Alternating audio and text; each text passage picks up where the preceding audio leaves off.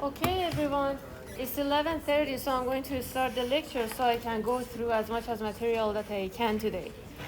So last Monday, basically 2 days ago, we talked about how much sodium, and we were talking about why we should study chemical composition. And your book was giving an example about there is certain amount of sodium that we should consume, but we don't eat sodium as such. We eat sodium chloride, and in order to know how much sodium we should consume to be healthy, we should be able to convert between sodium chloride and sodium, so we can know how much salt we are allowed to consume, and we don't have to worry about any health conditions.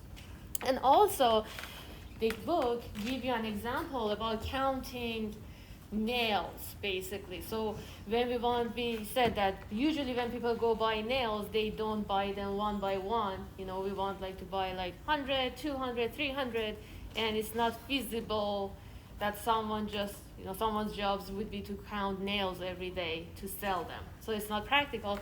So we buy them, and the people basically sell them by their weight.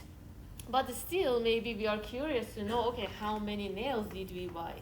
And we introduced the concept of dozen.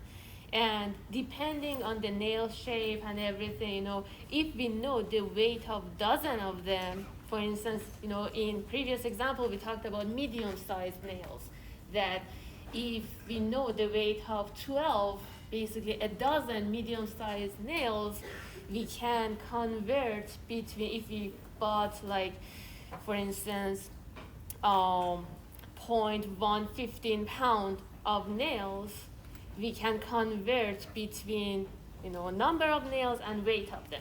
And this is something important to consider. When I wanted to give you this example about nails, I was thinking that, okay, if we buy what if I say 20-pound nails, so this is something to consider when you're solving your problems and then having the answer. To have a physical, chemical, or in chemistry, basically, understanding of what it means.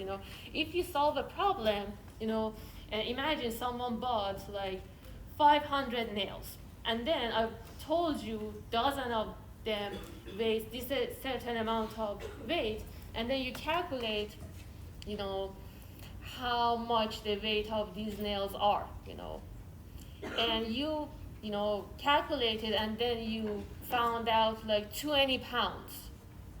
So this is kind of if you just kind of use your physical intuition, it doesn't make sense that 500 nails weigh this much. Did I say 500? Or 400, or how many of nails that we have, if they weigh you calculate, and then you get 100 pounds, and then nails are pretty small, so this cannot be that, And in the previous example that we talked about, 1 dozen of medium-sized nails, they weighed 0.115 pound nails, right? So if I ask you to calculate the weight of 500 nails based on this conversion factor, and you get really large number, that is wrong. Does that make sense? What I'm saying? So, and after this, we introduced the concept of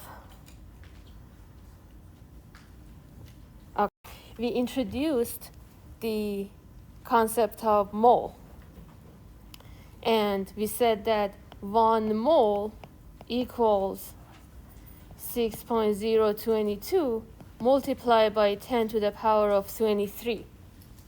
So as we said, because atoms are so small, we cannot count just 12 of them because they are so tiny, they're really small. So we need a bigger conversion factor. So basically we introduced the concept of mole, which is, we talked about it, and we said that the numerical value of mole is the number of atoms in exactly 12 grams of carbon 12. And to give you a kind of intuition, kind of like giving a sense of how big this number is.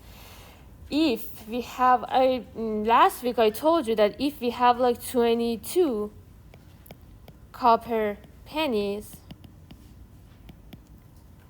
and if you have like 22 small copper pennies and then we put them together, that would be basically 1 mole of copper atoms. And that would be 6.022 multiplied by 10 to the power of 23 atoms, basically. So that would be 1 mole. But if we consider, so this is 1 mole of copper, right? And if we get each of these pennies, and then we have 1 mole of pennies,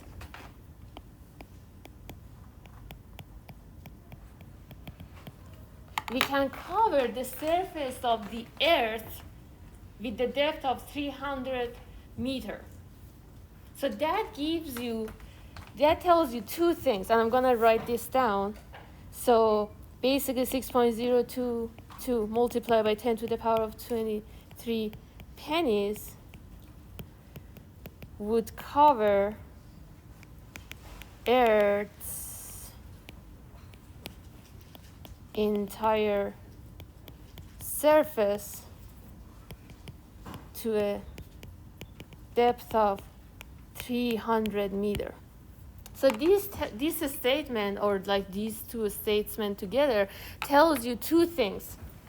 First of all, how big this number is. And the other thing is that how small the atoms are.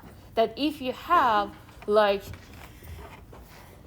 1 mole of atoms, basically 6.022 multiplied by 10 to the power of 23 of copper atoms, you can just hold it in your hands. It's just like 22 copper pennies, basically. But if you have 1 mole of copper pennies, you can just cover the entire earth. So you see how big this number is, and then how small the atoms are. And your book gives another example of the crystal sugar, that each of them, you know how tiny they are, and 1 mole of them, basically 1 mole of these tiny crystal sugars can, cover the surface of the state of Texas with a depth of several feet. So any question about mole? Okay. And the other thing to consider is that, again, to know how big this number is, when we're talking with powers, you know that 10 to the power of 0 is 1, 10 to the power of 1 is 1, 10 to the power of 2 is 100, and so on and so forth. So when you increase these digits by 1, you're increasing the number by the order of 10. So that's why this number is so big. So a mole, has to be a really large number because atoms are really small. Okay.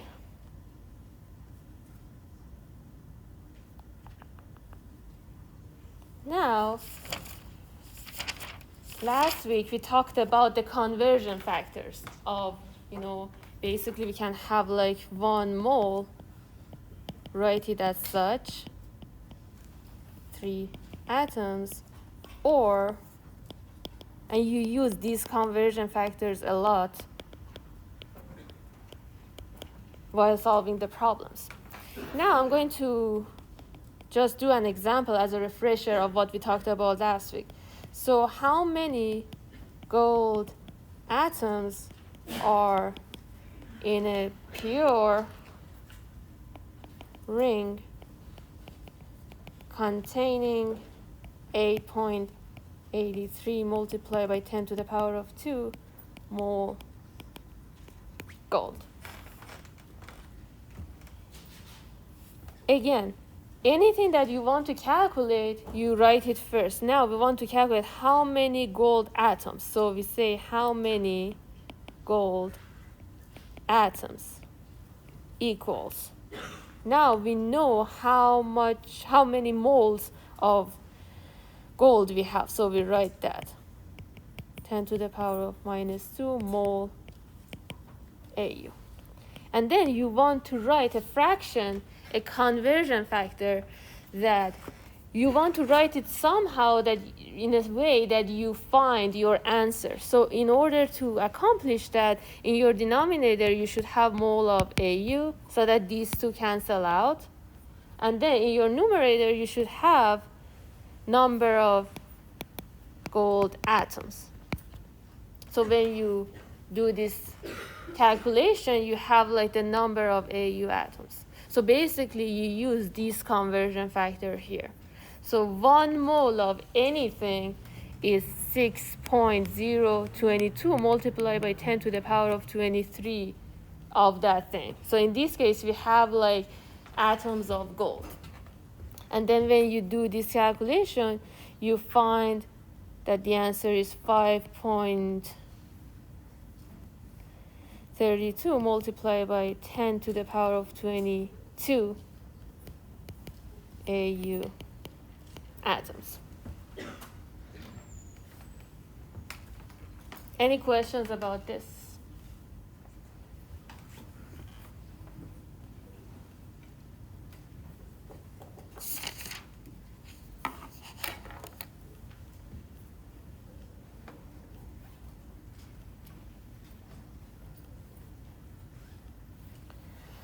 The next thing that we want to talk about is converting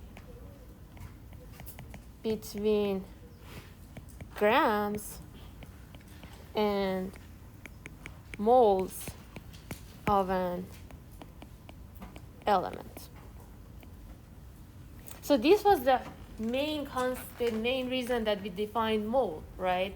That we said that 1 mole is, Avogadro's number basically, and basically 6.022 multiplied by 10 to the power of 23. And then I hope by now you remember this number, right? It's 6 point something multiplied by 10 to the power of 23 and is extremely large number. And we said that this is kind of our dozen, right? So basically we can relate mole to number of atoms or number of molecules or ions or any other thing. So we can count things. And now we want to relate mole to gram, because this is the whole purpose of this chapter, right? We want to calculate, we know that, for instance, in specific salt, if we have the amount of that by gram, we can know how much of each of the individuals we have. So to accomplish that, we define molar mass. So basically, the mass of 1 mole of atoms of an element is its molar mass. So I'm going to write that down. The mass of 1 mole of atoms of an element is its molar mass. And then the numerical value of molar mass of an element is equal to its atomic mass unit. And last week or last Monday basically, I showed you the periodic table, and then for each element below that specific atom we have like atomic mass units, right? So for each of the elements, that atomic mass unit basically it's its molar mass. And I'm going to write this down too. Okay. The value of an element's molar mass in grams per mole is numerically equal to the element's atomic mass in atomic mass units.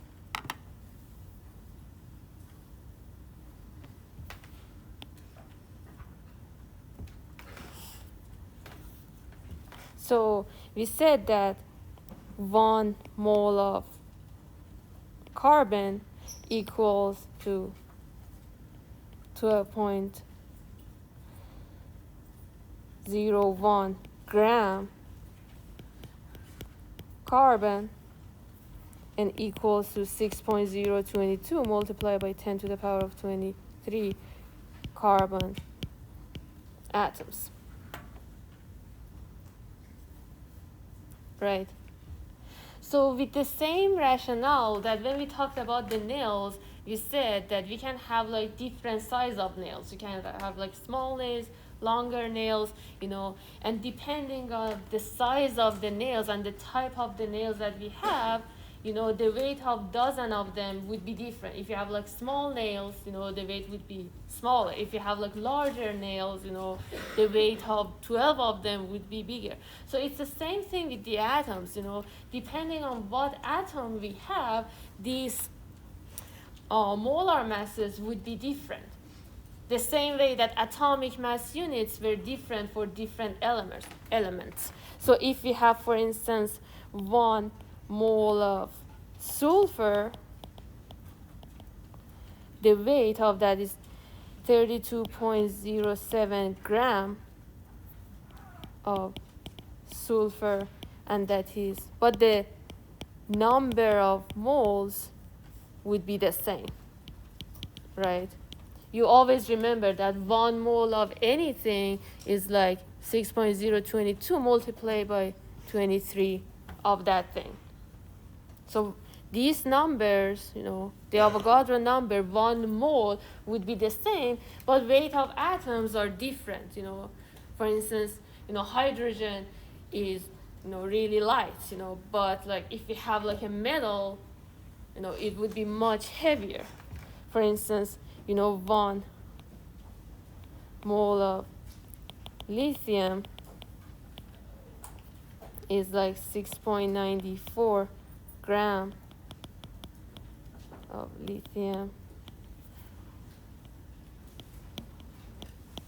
but the number of atoms would be the same.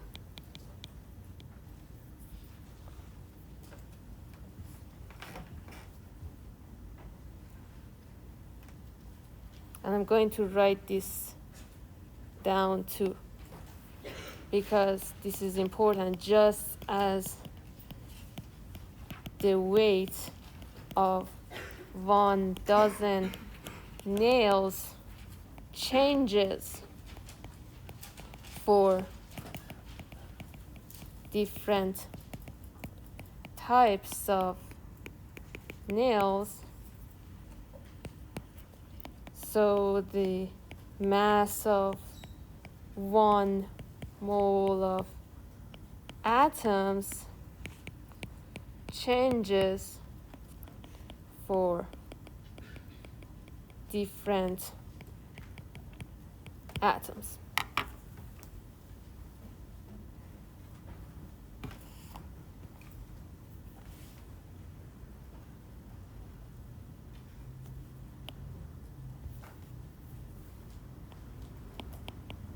So molar mass has the unit of gram per mole, or basically weight, per mole.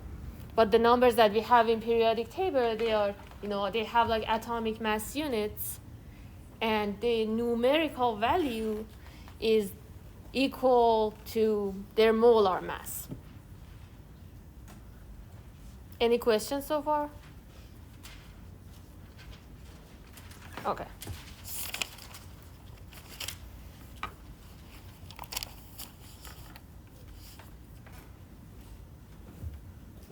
And this is kind of intuitive that, when our atoms are lighter, we have like less mass in 1 mole of them. And as they get heavier, they have like more of them in 1 mole of them. So basically, the lighter the atom, the less mass in 1 mole of that atom, right? That atom.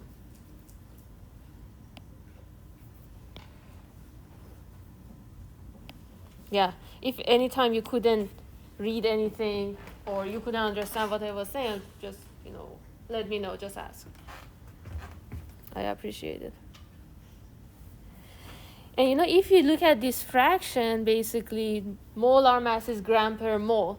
So it's kind of like if you have like 1 mole of different elements, when the molar mass or atomic mass unit in the periodic table, when that number is larger, it means that, they are heavier. It's kind of like just looking at this fraction, right? It means that the numerator is higher for 1 mole of them. If each of them has like 1 mole, it means that their gram is more. And now we're going to go through some examples, so be more clear about the whole thing. Any question about any part of this? Okay.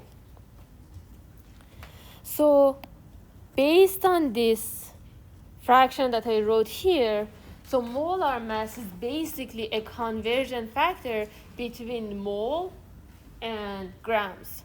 So we can convert the weight of the atoms to their mole.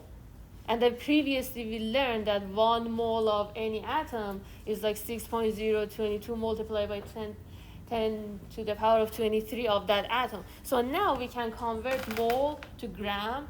We can convert number of atoms to mole. So now basically we can play around with all these 3 things and then calculate anything that is needed in the problem. So now we go through some examples to make sure that we learn these things. So one of your book's examples, and I encourage you to go through the book and just read the descriptions and go through the examples, is your best resource.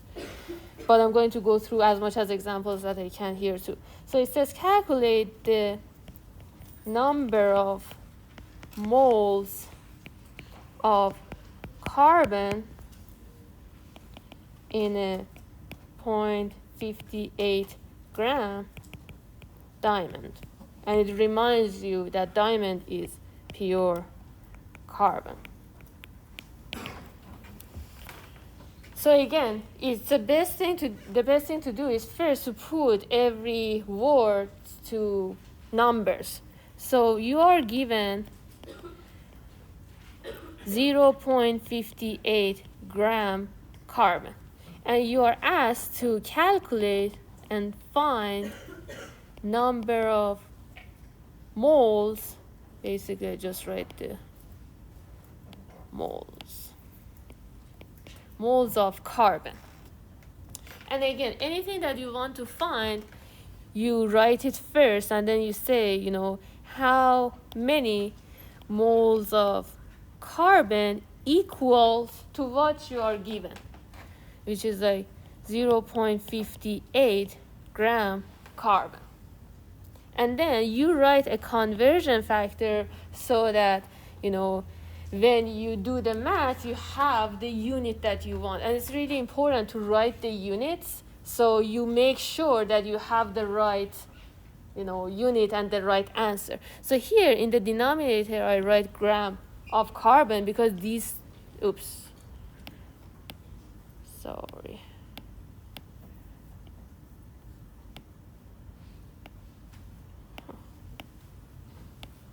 Okay, cool. Gram of carbon. So these 2 cancel out, and then in your numerator you have mole of carbon. And then if you remember your periodic table, we have something like this. When you go look at it, it would be like 12.01 atomic mass unit, which is the same as your molar mass. It has the unit of gram per mole. So you can also write it, if you like, that, molar mass of carbon is 12.01 gram per mole. So now here, what does this number mean? 12.01 gram per mole. It means that 1 mole of carbon has a weight of 12.01. So 1 mole of carbon has like 12.01 gram. And then when you do this calculation, you'll be having 4.8 multiplied by 10 to the power of minus 2 mole of carbon. Any question about this?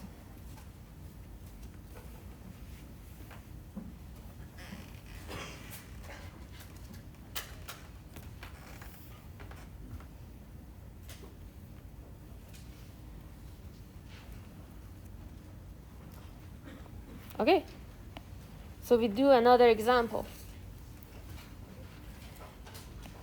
Calculate the number of moles of sulfur in 57.8 gram of sulfur. Again, we are given 57.8 gram of sulfur and we want to find mole of sulfur.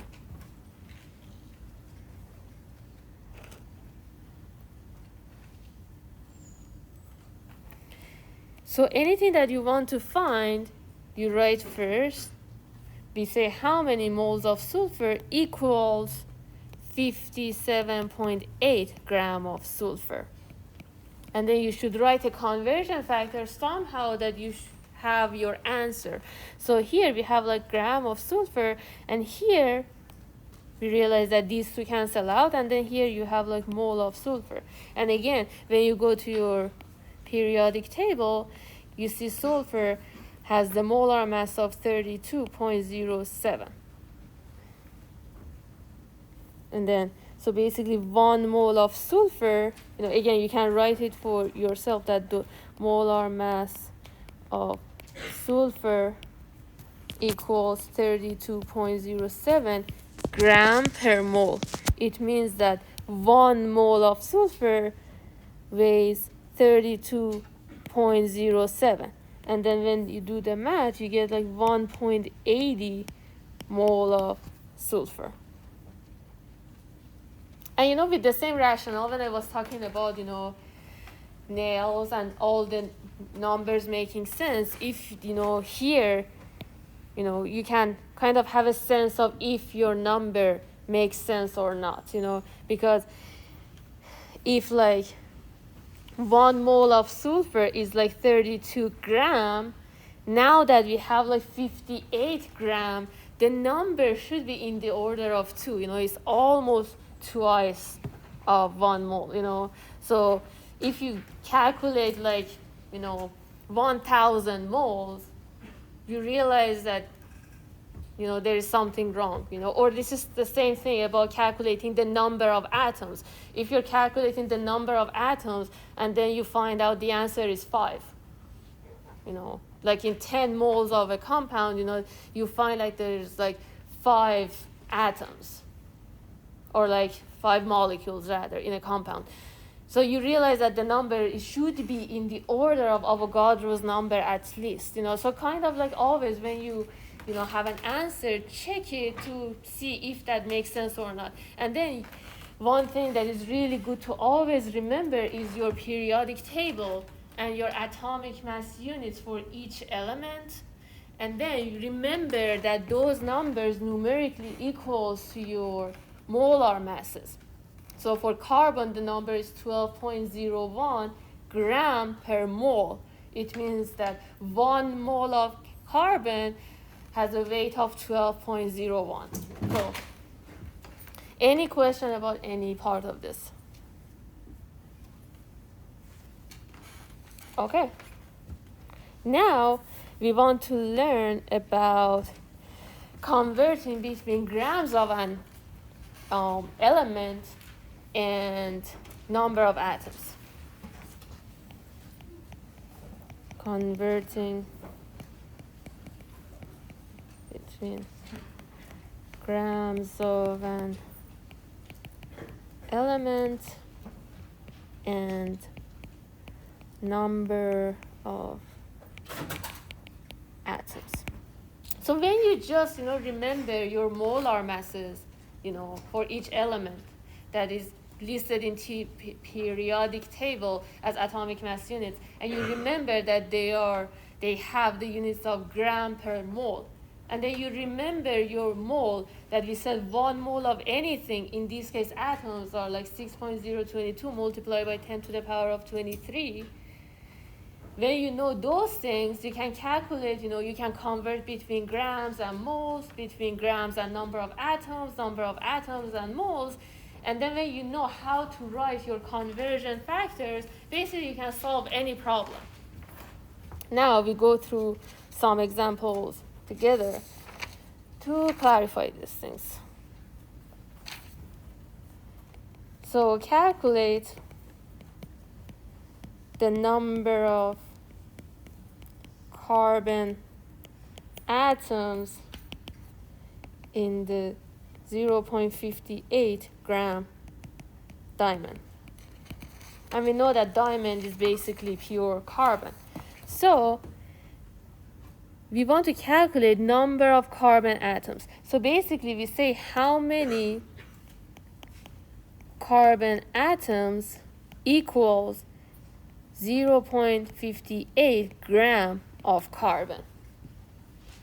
So we know that, we cannot convert directly, just between gram and number of atoms. So first, we remember our molar mass, which is like gram per mole, and it enables us to convert gram to mole. So what we write is here,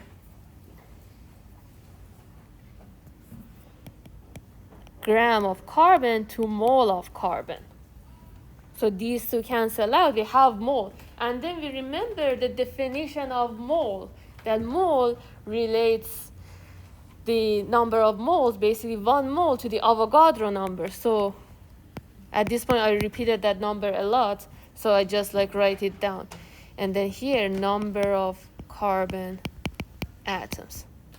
And then by now you should kind of memorize carbon. I mean, we use that a lot. That is like 12.01. So you say 1 mole of carbon weighs 12.01 gram. And then 1 mole of anything is 6.022 multiplied by 10 to the power of 23 of that thing. In this case, carbon atoms. And these two cancel out. So here we have the number of carbon atoms. And then when you do the calculations, you have 2.9 multiplied by 10 to the power of 22 carbon atoms. So imagine, in the exam, you have something like this, and then one of, you have A, B, C, D, to choose from, and then one of them is to the power of 22, one of them is to the power of 4, one of them is to the power of 10, the other is just 200. I'm just making this up. Just by looking at these numbers, you can realize, these. So 1 mole of carbon is 12 gram, and then 1 mole of anything is 6.022 to the power of 10 to the power of 23. And then you expect, and then you see this number here. If the gram is too large, the number can be smaller. But this is kind of just almost 0.6. And then here is 12. So you expect your number to be in the order of 22. So just by looking at this, you realize that all these numbers, they don't make any sense, So that's what I'm saying, that always after you have the answer, kind of check the number to see if it makes any sense. Because sometimes, we learned about mole, and now we know that the number of atoms should be in this order. I mean, it depends on other numbers that you have as well, But just looking at this specific example, the number should be in the order of 10 to the power of, something larger than the other numbers that I listed. Any question about mole, grams, number of atoms, how we write the conversion factors? Are we clear? Okay.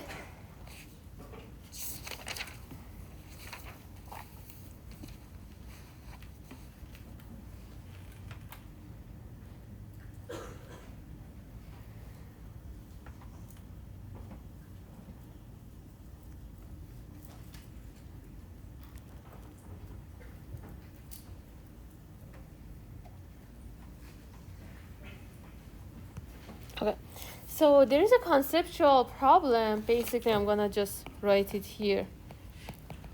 Conceptual checkpoint 6.2.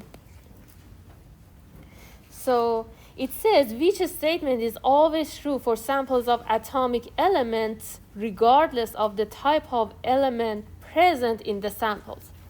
So it says if two samples of different elements contain the same number of atoms, they contain the same number of moles. So it says if two samples of different elements contain the same number of atoms, they contain the same number of moles. Do you think this statement is true or false? True. Yes. And to kind of like give you kind of better understanding, imagine we have like carbon and then we have hydrogen. And then here, imagine we want to calculate the number of moles. Because we want to compare, we want to see whether or not they have the same number of moles or not. And then here, imagine we have like the same number of atoms. So imagine we have like 50 multiplied by 10 to the power of 23 of this atom, and then the same number of atoms, 50 multiplied by 10 to the power of 23. You see, in my example, I just consider, 10 to the power of 23, so I'll be consistent with Avogadro's number because atoms are so small and we should have lots of them. So it's basically like solving two problems at the same time. We say how many moles of carbon is 50 multiplied by 10 to the power of 23 of carbon atoms. And then how many moles, so let's finish this one first. And then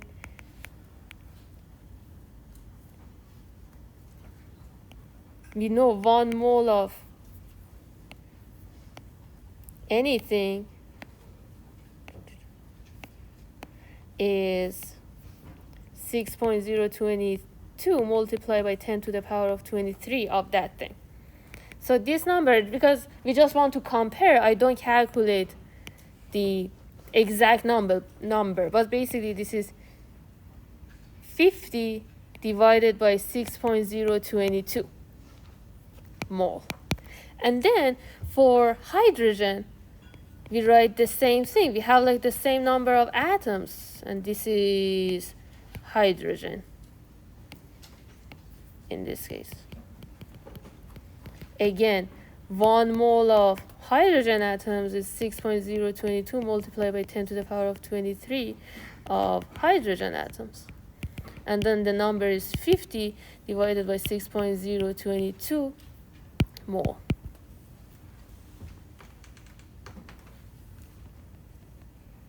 So you see that, if we have like different elements and they have the same number of atoms, they have the same number of moles.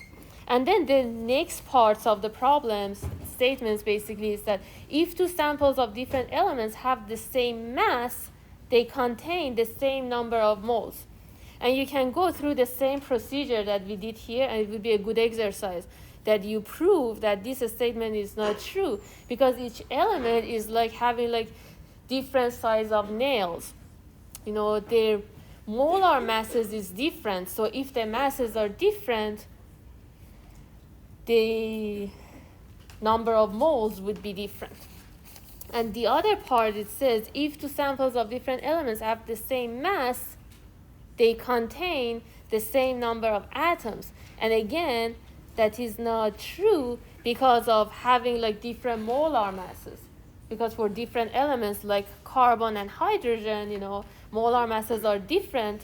So if we have like the same mass of that samples, again, this number of atoms would be different. And you can kind of like go through something similar procedure and prove that this statement that I just said is not correct.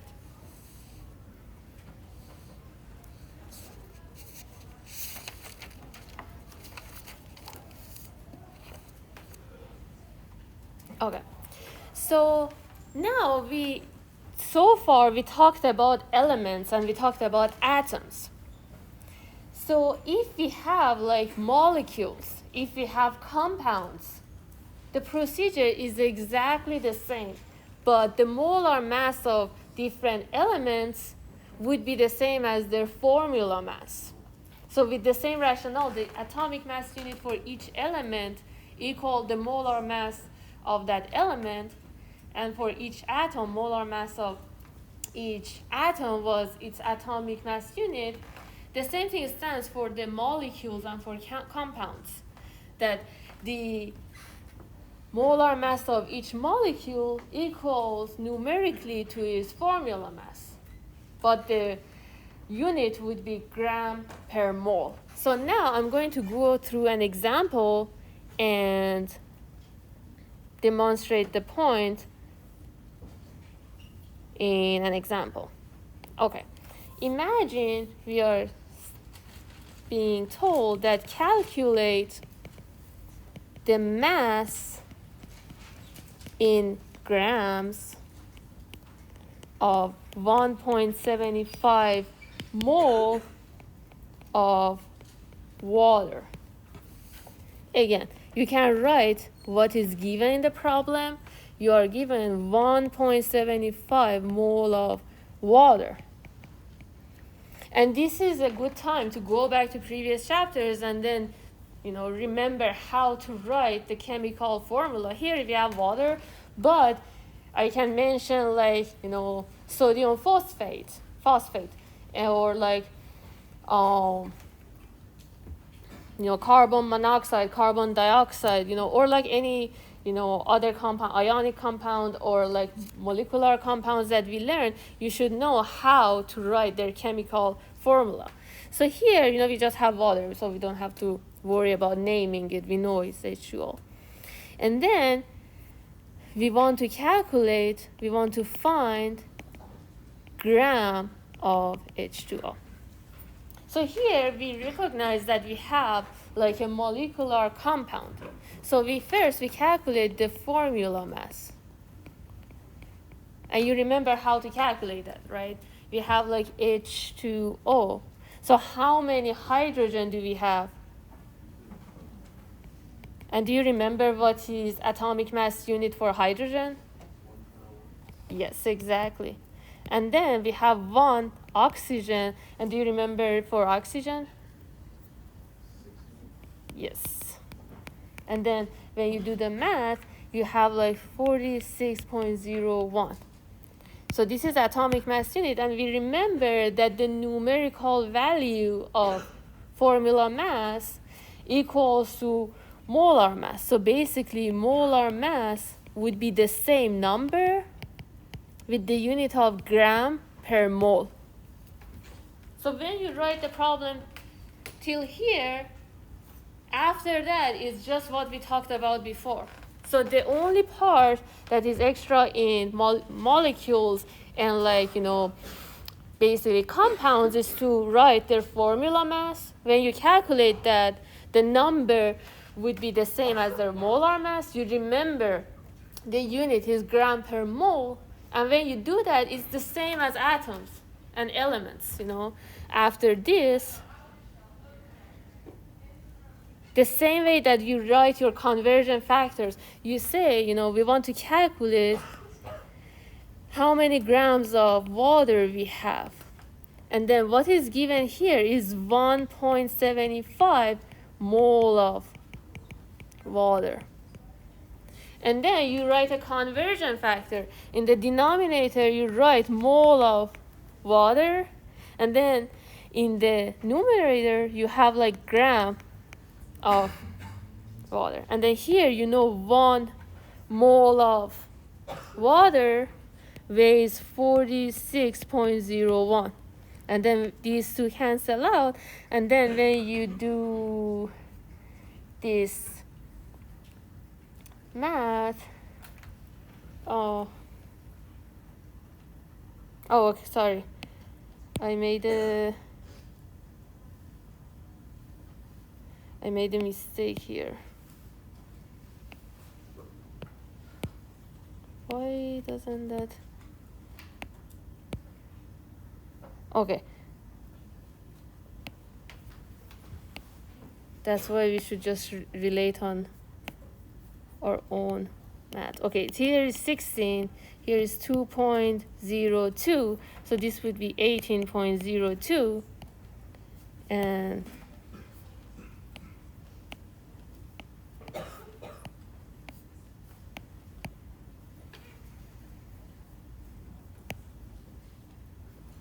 yeah, that was a good time that I used my intuition that number didn't make sense, because this is 2 plus almost 2 plus 16 would be 18 something. I apologize for that. And then here, right, 18.02. And then 1 mole of water is 18.02. And then again, before I just make another mistake, this number, is 18 almost multiplied by 2 should be like 36, but it should be, if it was like 18 multiplied by 2 would be like 36, and then if it was like 18 multiplied by 1 would be like 18. So it would be like, something between these two numbers. So the number is actually 31.5 gram of H2O. So yeah, always check your numbers to don't make the mistake that I did, So when you do the calculation, just kind of ask yourself, does the number make sense or not? So any question about any of this before we go?